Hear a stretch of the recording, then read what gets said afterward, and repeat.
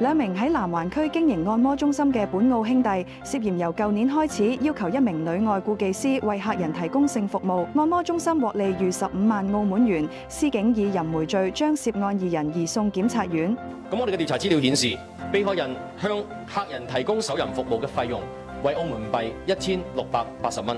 每次被害人替客人提供手淫服務之後咧，按摩中心嘅經理，亦即係案中嘅第二嫌犯，佢就會替被害人簽署收據，令到被害人可以攞住呢啲收據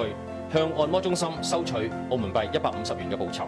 咁喺2024年嘅9月份開始啦，被害人喺按摩中心裏邊已經向超過100名嘅客人提供手淫服務，並且喺現場搜獲同埋扣押咗4件黑色嘅連身裙、一啲嘅按摩油以及大量嘅底單收據。